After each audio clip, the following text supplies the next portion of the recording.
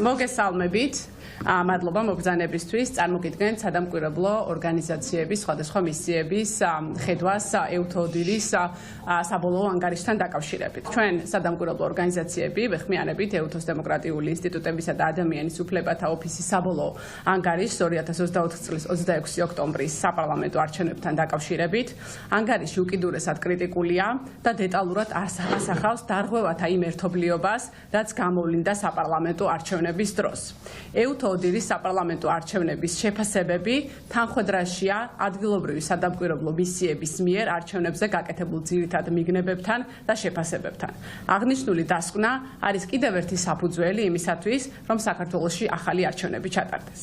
EUTHODIR-ის შეფასებით საპარლამენტო არჩევნების დროს, როგორც წინა საარჩევნო პერიოდში, ასევე არჩევნების დღესა და არჩევნების შემდგომ პერიოდში გამოვლინდა არსებითი ხასიათის დარღვევები, რაც ეწინააღმდეგება EUTHODIR-ის წინაშე საქართველოს ვალდებულებებსა და არჩევნების ჩატარების საერთაშორისო სტანდარტებს.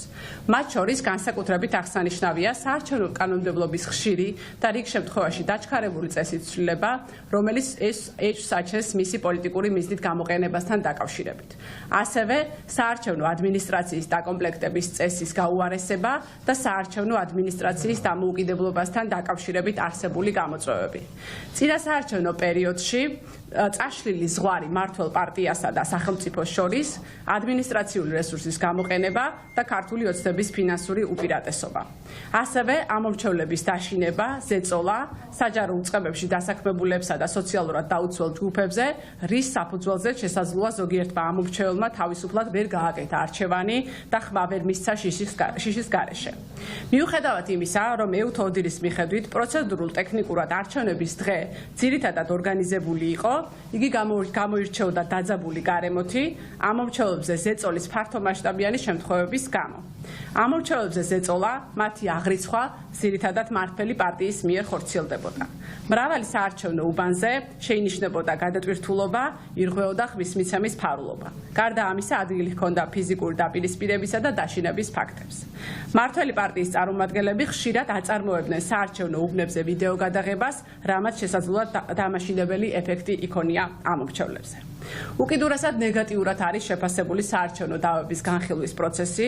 ანგარიშში აღნიშნულია, რომ დავების გადაწყვეტის ეფექტურობა შეზღუდული იყო ამომრჩეველთა მიერ საჭირო შეტანის უფლების შეზღუდვით, პროცედურული ხარვეზების, კანონმდებლობის ბუნდოვანებისა და მისი გამოყენებისას პრაქტიკული შეუსაბამობის გამო. საარჩევნო დავების დიდი ნაწილი არ დაკმაყოფილდა დაუსაბუთებლობის მოტივით, ხშირ შემთხვევებში არსებითი განხილვის გარეშე.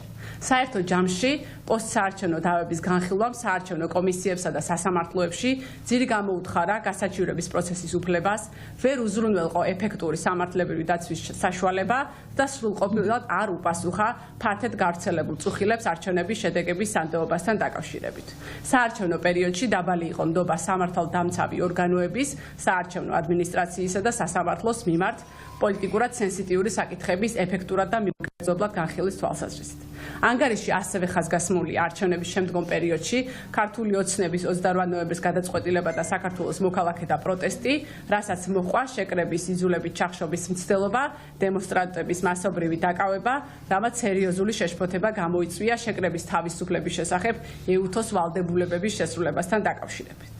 ქართული ოცნების პროპაგანდისტული მეთოდების პრევენციისთვის EUTHODIR განსაკუთრებულად უსვამს ხაზს იმას, რომ მისი მანდატი არ მოიცავს არჩევნების აღიარებას და ცნობას, ის აფასებს EUTHOS წევრი სახელმწიფოების ვალდებულებების შესრულებას არჩევნებთან მიმართებაში, ეს კი შესაძლებლობას აძლევს ქართულ ხალხს თავად შეაფასოს არჩევნების ჩატარების ხარისხი. ამ განცხადებას უერთდებით სამი სადამკვირვებლო მისია, სამართლიანი არჩევნები, ახალგაზრდა იურისტთა ასოციაცია და კოალიცია ჩემი ხმა, რომელიც აერთიანებს 30 საზოგადოებრივ ორგანიზაციას. და ჩემი კოლეგები დაამატებენ.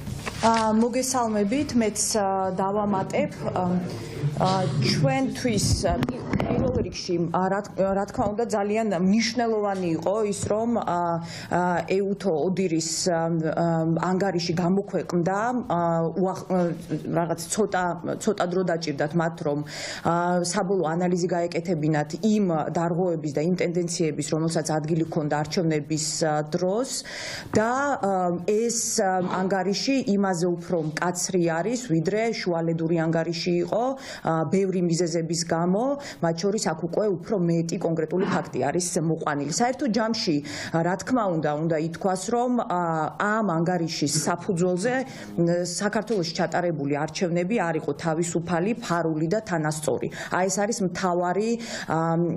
მთავარი, რაც შეიძლება გავიგოთ ამ ანგარიშიდან. რა თქმა უნდა, აქ შეფასებულია წინასაარჩევნო პერიოდი, არჩევნების დღე და არჩევნების შემდგომ პერიოდი. წინასაარჩევნო პერიოდში განსაკუთრებით ხაზგასმულია ის საკანონმდებლო ცვლილებები და ის კანონები, რომელიც მიღებული იქნა ამ პერიოდის განმავლობაში, რომელმაც უარყოფითი გავლენა მოახდინა წინასაარჩევნო პერიოდზე, მათ შორის ის არათანასწორი გარემო, რომელშიც იმყოფებოდნენ პოლიტიკური პარტიები.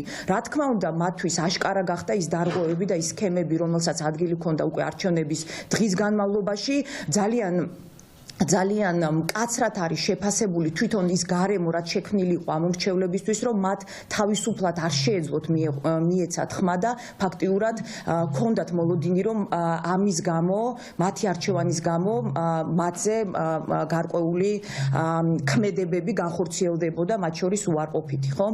აქ საუბარი არის ასევე საჯარო სამსახურის წარმომადგენლებზე, მათზე უარყოფით გავლენაზე და უკვე ამის შემდეგ, რა თქმა უნდა, ამ მრჩეველის ყიდვაზე და მათზე ზეწოლაზე არის საუბარი. გარდა ამისა, როგორც ნინომ აღნიშნა, ასევე საუბარი არის იმაზე, თუ რა ხდებოდა არჩევნების დღის შემდეგ, რა ხდებოდა სასამართლოებში, რა ხდებოდა საარჩევნო კომისიებში, როგორ განიხილებოდა აქ დავები, აბსოლუტურად უარყოფითად არის შეფასებული ეს ყველაფერი და რა თქმა უნდა ის მოვლენები, რაც მოყვა შემდეგ უკვე არჩევნებს, აქციებს და აქციების დროს პოლიციის და სხვა უწყებების ქმედებებზე არის საუბარი და ესეც არის ნეგატიურად შეფასებული. ჩვენც კიდევ ერთხელ აღნიშნავთ იმას, რომ რა თქმა უნდა ეს არის ერთ-ერთი კიდევ დამატებითი საფუძველი იმისა, რომ საქართველოში ახალი არჩევნები ჩატარდეს. ჩვენ საქართველოს მოქალაქეები და ის ორგანიზაციები, რომლებიც ვაკვირდებით არჩევნებს, რა თქმა უნდა, ჩვენთვის ეს ყველა ფაქტი ცნობილი იყო, მაგრამ კიდევ ერთხელ საერთაშორისო სადამკვირვებლო მისიამ დაადასტურა ის, რაზეც ჩვენ ამდენ ხნის განმავლობაში ვსაუბრობდით. მადლობა.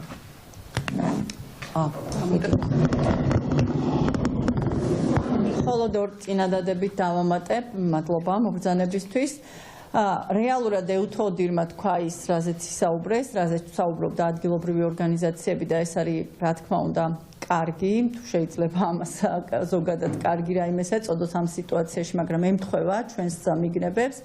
რეალურად ეუთოდირმა თქვა, რომ კანონმდებლობაში არის პრობლემა, ეუთოდირმა თქვა ასევე, რომ არჩევნების პროცესში ჩართულმა არც ერთმა უწყებამ არ იმუშავა ეფექტიანად და მე ვფიქრობ, რომ ძალიან მარტივია უკვე დასკვნების გაკეთება იმასთან დაკავშირებით, ეს არჩევნები იყო თუ არ იყო ლეგიტიმური. კანონმდებლობა, რომელიც არ ვარგოდა და ინსტიტუტები, რომლებიც თავიანთ როლს არ ასრულებდნენ. შეუძლებელია ამ პირობებში ჩვენს ქვეყანაში ჩატარებულიყო ლეგიტიმური არჩევნები. მადლობა. მოდი, თქვენც და რა კითხვები თუ გაქვთ?